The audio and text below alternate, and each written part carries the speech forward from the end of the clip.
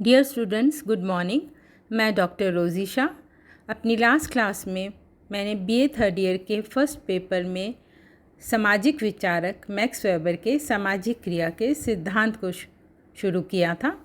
आज उसी कड़ी को आगे बढ़ाते हुए मैं आपको सामाजिक क्रिया की विशेषताएं बताने जा रही हूँ। सामाजिक क्रिया की विशेषताएं। मैक्स वेबर ने अपनी सामाजिक क्रिया की अवधारणा को अपनी पुस्तक the theory of social and economic organisation में प्रस्तुत किया है। इस पुस्तक के बारे में मैं आपको अपने पूर्व के व्याख्यान में विस्तार से बता चुकी हूँ। आपने इस पुस्तक में सामाजिक क्रिया सिद्धांत की अत्यंत विस्तृत एवं वैज्ञानिक व्याख्या प्रस्तुत की है। मैक्स वेबर ने सामाजिक क्रिया की अवधारणा को समझने के लिए इसे 5 भागों में बांटकर समझाया है। मैक्स वेबर के अनुसार क्रियाओं का ये वर्गीकरण वस्तु के साथ संबंध पर आधारित है।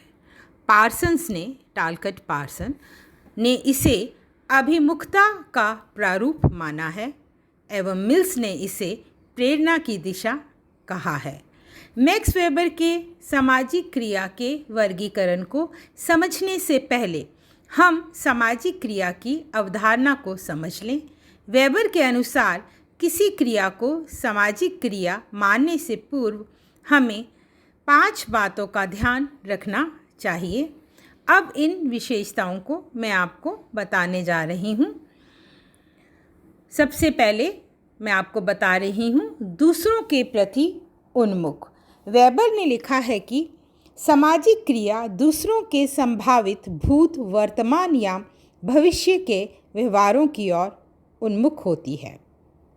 आपका कहना है कि सामाजिक क्रिया में 2 या 2 से अधिक व्यक्ति होने चाहिए। ये आपस में एक दूसरे के व्यवहार को प्रभावित भी करें। सामाजिक क्रिया परिचित या अपरिचित के साथ भी हो सकती है।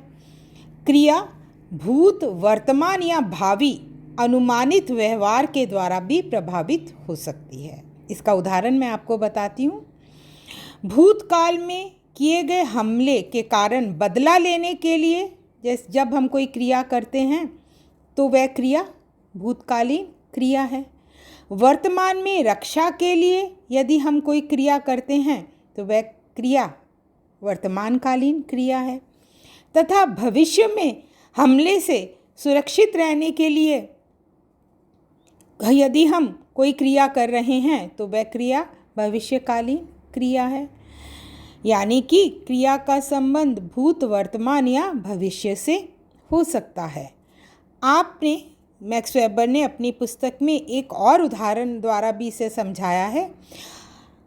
वेबर कहते हैं कि मुद्रा विनिमय का साधन है जिसे प्रत्येक कर्ता भुगतान के रूप में स्वीकार कर लेता है, क्योंकि उसे आशा है कि भविष्य में अपरिचित लोग अवसर आने पर मुद्रा विनिमय को स्वीकार कर लेंगे। इस विशेषता के अंतर्गत जो बताने का प्रयास मैं कर रही हूँ वो ये है कि क्रिया का संबंध भूत, वर्तमान या भविष्य से हो सकता है। यदि हम किसी पुरानी दुश्मनी का बदला लेने के लिए कोई क्रिया करते हैं तो वह भूतकालीन क्रिया है। यदि हम भविष्य में होने वाली किसी परीक्षा के लिए तैयारी कर रहे हैं तो वह भविष्यकालीन क्रिया है। इसी प्रकार ड्रिल मास्टर के निर्देशानुसार यदि हम कहीं ड्रिल कर रहे हैं तो वह वर्तमानकालीन क्रिया है। चलिए अब दूसरी विशेषता जानते हैं। प्रत्येक क्रिया सामाजिक क्रिया नहीं होती। वेबर ने सामाजिक क्रिया की ये दूसरी विशेषता बताई। प्रत्येक प्रकार की क्रिया, यहाँ तक कि बाह्य क्रिया भी वर्तमान चर्चा के अर्थ में सामाजिक नहीं है। आपने स्पष्ट करते हुए लिखा है कि बाह्य क्रिया यदि पूर्ण रूप से जड़ अथवा निर्जीव वस्तुओं के प्रति उन्मुख है तो वह असामाजिक क्रिया है, यानी वो क्रिया सामाजिक क्रिया नहीं है। सामाजिक क्रिया की रचना व्यक्तिनिष्ठ दृष्टिकोण करता है जब वह दूसरों के व्यवहार के प्रति उन्मुख होता है।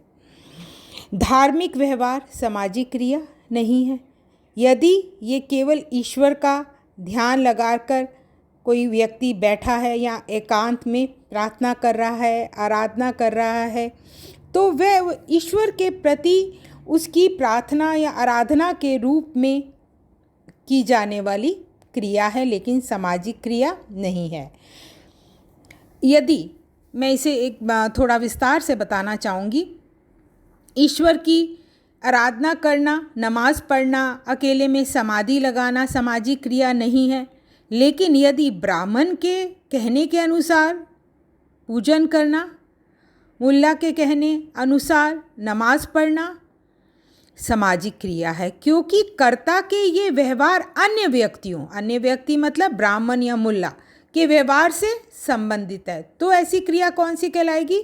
तो वह सामाजिक क्रिया कहलाएगी। अब मैं आपको तीसरी विशेषता बताने जा रही हूँ।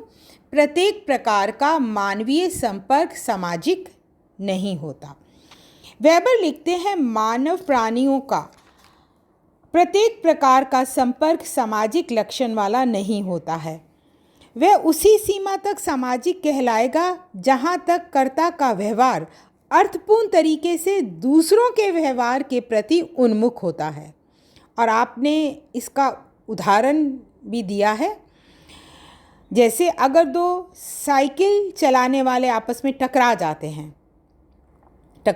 हैं तो ये प्राकृतिक घटना जैसी बात है। लेकिन यदि आपस में टकराने वाले मतलब जो साइकिल चला रहे हैं चालक, जो दोनों आपस में टकरा गए और आपस में हाथापाई करने लगते हैं, गाली गलौज करने लगते हैं, मारपीट करने लगते हैं या मित्रतापूर्ण बातचीत उनमें होने लगती है, तो ये क्रिया सामाजिक क्रिया कहलाएगी। यानी अगर वो केवल मात्र टकरा गए हैं तो वह सामाजिक क्रिया नहीं है, लेकिन यदि उनमें आपस में हाथापाई, गाली गलौज, मारपीट, मित्रतापूर्ण व्यवहार हो रहा है तो वह क्रिया सामाजिक क्रिया कहलाएगी। अब मैं अगली विशेषता आपको बताती हूँ। सामाजिक क्रिया समरूप नहीं होती। वेबर अपनी पुस्तक में लिखते हैं, सामाजिक क्रिया ना तो अनेक व्यक्तियों द्वारा की जाने वाली एक सी क्रिया को कहते हैं और ना ही उस क्रिया को कहते हैं जो केवल दूसरे व्यक्तियों द्वारा प्रभावित है। आपने इसे उदाहरण द्वारा स्पष्ट किया है। जैसे बरसात या वर्षा हो जाती है और सड़क पर लोग छाता खोल लेते हैं। इस प्रकार की क्रिया सामाजिक क्रिया नहीं कहलाएगी, क्योंकि छाता खोलने वाले लोगों की क्रियाएं एक दूसरे की क्रियाओं को प्रभावित नहीं कर रही हैं। छाता उन्होंने इसलिए खोला है क्योंकि वे वर्षा से अपनी रक्षा कर रहे हैं, बरसात से बचना चाहते हैं। इसी कारण उनकी क्रियाएं एक सी हैं। उन लोगों ने वर्षा से प्रभावित होकर छाता खोला है, ना कि एक दूसरे को देखकर छाता खोला है। यानी कोई भी दूसरे की क्रिया से प्रभावित नहीं हो रहा है, उनमें परस्पर अर्थपूर्ण क्रिया नहीं हो रही है। इसलिए एक सी या समरूप क्रियाएं जरूरी नहीं है कि सामाजिक क्रिया ही हो। अनुकरणात्मक क्रिया सामाजिक क्रिया नहीं है। मैक्स वेबर ने अपनी पुस्तक में ये भी स्पष्ट किया है कि केवल दूसरों की क्रियाओं का अनुकरण मात्र, नकल करना यानी अनुकरण मात्र ही सामाजिक क्रिया नहीं हो सकता, जब तक कि वह अन्य व्यक्ति की जिसकी नकल कर रहा है या जिसका अनुकरण कर रहा है की क्रिया से अर्थपूर्ण संबंध ना रखता हो अथवा उसकी क्रिया द्वारा अर्थपूर्ण रूप से प्रभावित ना होता हो। इसका उदाहरण बताने जा रही हूँ, समझिए। जैसे नदी में तैरते समय कोई व्यक्ति सामने तैरने वाले व्यक्ति की नकल करके तैरना सीखता है, तो ये क्रिया सामाजिक क्रिया नहीं कहलाएगी, क्योंकि नकल करने वाले का कार्य आगे तैरने वाले के व्यवहार या क्रिया से किसी रूप से संबंधित नहीं है। लेकिन यदि तैरने का प्रशिक्षण देने वाले व्यक्ति का अनुकरण करके तैरना सीखा जाए तो ये क्रिया सामाजिक क्रिया कहलाएगी, क्योंकि वह व्यक्ति उस प्रशिक्षक से अर्थपूर्ण ढंग से संबंधित है। मैक्स वेबर ने उपरोक्त 5 विशेषताओं का वर्णन किया है, लेकिन इन विशेषताओं के अतिरिक्त सामाजिक क्रिया की कुछ और विशेषताएं भी हैं जिनका वर्णन मैक्स वेबर के विभिन्न लेखों तथा पुस्तकों के अध्ययन में मिलता है। आपके तथा आधुनिक समाजशास्त्रियों के अनुसार कोई भी क्रिया तब सामाजिक क्रिया कहलाएगी जब 3 शर्तें पूर्ण करती हो। अब इन तीनों शर्तों के बारे में आपको बताने में जा रही हूँ। कर्ता और प्रतिकर्ता का होना, कर्ताओं और प्रतिकर्ताओं का होना भी इसी के अंतर्गत आता है। सामाजिक क्रिया में एक या अनेक कर्ता तथा एक या अनेक प्रतिकर्ता होते हैं जो एक दूसरे की उपस्थिति से अवगत होते हैं, तभी क्रिया हो सकती है। इनके संभावित रूप बताती हूँ मैं आपको, जैसे एक कर्ता एक प्रतिकर्ता, इसी प्रकार एक कर्ता अनेक प्रतिकर्ता, इसी प्रकार अनेक कर्ता एक प्रतिकर्ता और अनेक कर्ता अनेक प्रतिकर्ता में परस्पर सामाजिक क्रियाएं होना संभव है। परिस्थिति, सामाजिक क्रिया के लिए दूसरी महत्वपूर्ण शर्त परिस्थिति का होना आवश्यक है, जिसमें कर्ता या कर्ताओं और प्रतिकर्ता या प्रतिकर्ताओं एक दूसरे की क्रियाओं को प्रभावित करने से संबंधित वस्तुओं और विशेषताओं की सुविधाओं से सुसज्जित हों तथा एक दूसरे को प्रभावित करने की क्षमता रखते हों। मूल्य, तीसरी शर्त, मूल्य, विश्वास तथा प्रतीक।